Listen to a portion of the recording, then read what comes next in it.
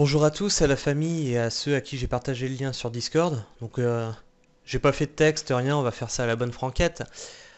Je vais vous parler de mon projet, le projet sur le terrain sur lequel je suis actuellement. Donc fin mai, j'avais visité un terrain. Je vais vous le montrer rapidement. Sur les images qui suivent, vous avez tel qu'il était enherbé quand je l'ai visité. Et donc le projet que je compte mettre en place sur le terrain. Après plusieurs visites du terrain, j'ai fait plusieurs jets de ce que je comptais faire dessus. Donc ça en fait c'est le troisième jet de de ce que je compte y mettre. Donc les choses restent identiques, je les ai juste placées différemment en fait pour que ça s'accommode mieux sur le terrain que j'ai. Sachant que il est il a de la terre qui est inégale en fait. Je vais avoir de la bonne terre à certains endroits et de la terre carrément argileuse à d'autres. Donc tous les arbres ne vont pas s'adapter de la même manière suivant la terre qu'il va y avoir. Ici, c'était lors de la première visite, donc le propriétaire me montrait que de l'autre côté, justement, le voisin avait creusé directement dans la terre et avait de l'eau en permanence. Au final, je peux faire exactement pareil de mon côté et avoir en fait une source d'eau qui arrive constamment à cet endroit-là. Donc ça tombe bien, parce qu'il y a un dénivelé du haut du terrain jusqu'en bas du terrain de 10 mètres. Donc en fait, ce point-là, il est en haut à droite. Je vais vous montrer directement sur le plan. Fin mai, on avait visité le terrain, on était d'accord pour l'acheter. Seulement tout ce qui est administratif par rapport au notaire et tout ça, ça a pris du temps. C'est-à-dire que fin juin, on apprenait que tous les documents n'étaient pas encore en place. Et donc fin juin, il fallait que ils envoient la demande à la SAFER, sachant que la SAFER elle met 2 mois de préemption. Donc moi j'ai eu rendez-vous au notaire le 15 juillet, j'ai dû payer 100 euros pour purger la SAFER. C'est-à-dire, plutôt que d'avoir 2 mois, ils avaient juste un mois pour pouvoir se décider. J'avais l'accord du propriétaire pour commencer des travaux début août si toutes les pièces étaient en règle. Donc toutes les pièces sont en règle et on a commencé donc les travaux de débroussaillage dessus. Sachant que je signe le 26 août définitivement au notaire, là, sachant que tout est rentré dans l'ordre. Il y a juste si le propriétaire décidait finalement de ne pas me le vendre. Et là, du coup, ça serait un coup de pute, j'aurais plus rien finalement. J'aurais débroussaillé pour rien. Mais la SAFER, elle a fait abstraction de son droit de préemption. Donc là, premier jour de débroussaillage, j'ai repris quelques photos pour montrer à quel point c'était enherbé. En quelques mois, ça a pris du volume. Ce premier jour, on n'aura pas avancé beaucoup. J'ai cassé ma faux. C'était pas une fois débroussaillée, c'était une faux à foin en fait. Trop fine, elle a cassé sur de la mauvaise herbe, mais de la mauvaise herbe de bon diamètre.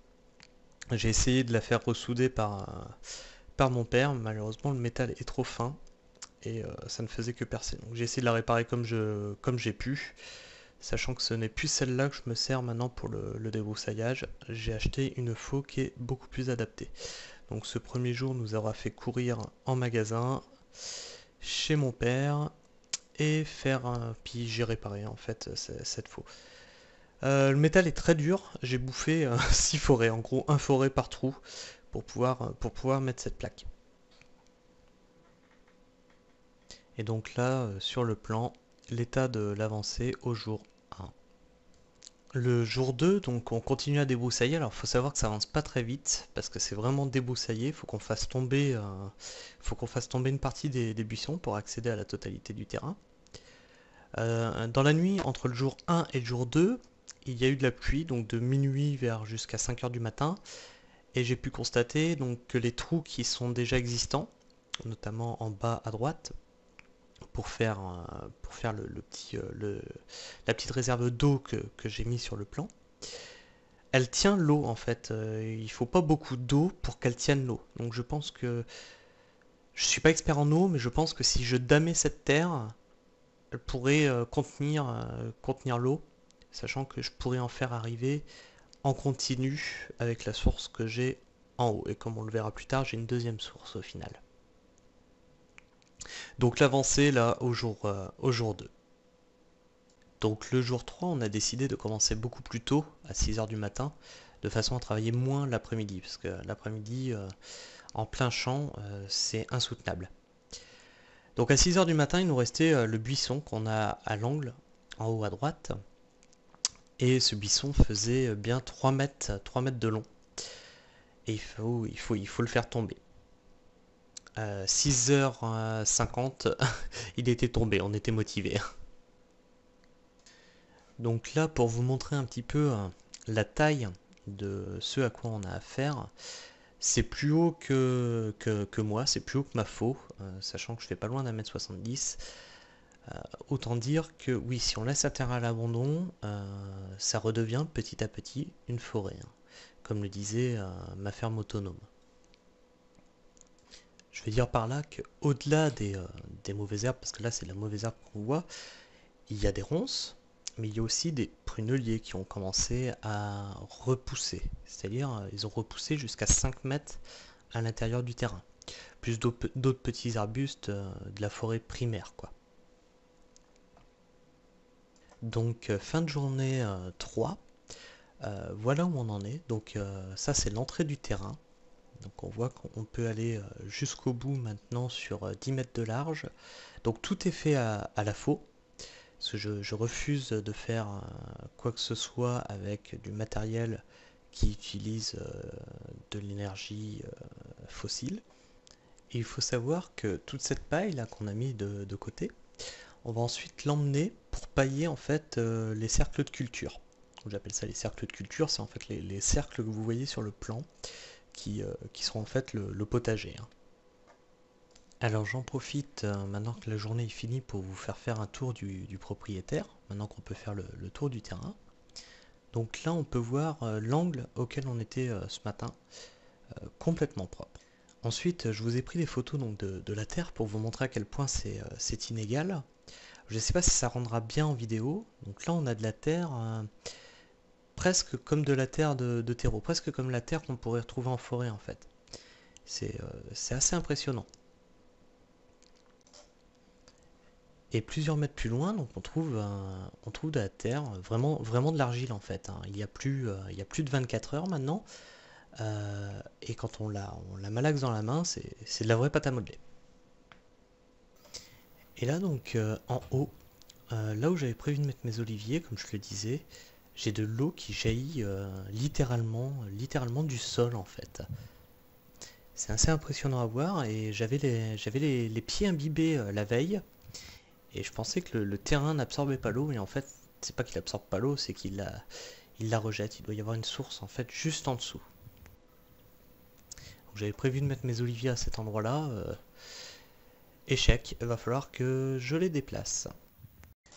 Donc même constat en bas à droite de mon terrain, donc plus de 24 heures où il n'y a pas eu d'eau, et donc cette réserve garde l'eau, donc difficilement, hein, parce que on voit que ça a diminué depuis la veille, mais il reste de l'eau, elle n'est pas complètement partie en terre. Je pense que si je damais un peu plus la terre, je pourrais garder l'eau, sachant qu'en plus je pourrais la faire arriver visiblement de la source qu'on a vue précédemment, et puis du point que j'ai aussi en haut à droite. Donc en bas à gauche de mon terrain, donc pareil, il y a eu un trou de fait. Il est argileux, mais étonnamment celui-là ne tient pas l'eau dans la durée. Donc c'est pas très grave, puisque là je comptais y mettre un petit brin de forêt en fait, et à terme je compte inoculer des champignons. Et donc la haie qui entoure le terrain finalement, je vais pas avoir besoin de mettre quelque chose tout de suite, puisque déjà j'ai quelques baies. Donc le prunelier c'est amer, ça se mange. Faut aimer, mais ça se mange. Enfin, le coin en haut à droite dont je vous parlais, qui peut être creusé, donc on voit bien chez le voisin que ça a été fait. Et il y a de l'eau en permanence, là on est en sécheresse et il y a encore de l'eau pour les animaux, c'est constant.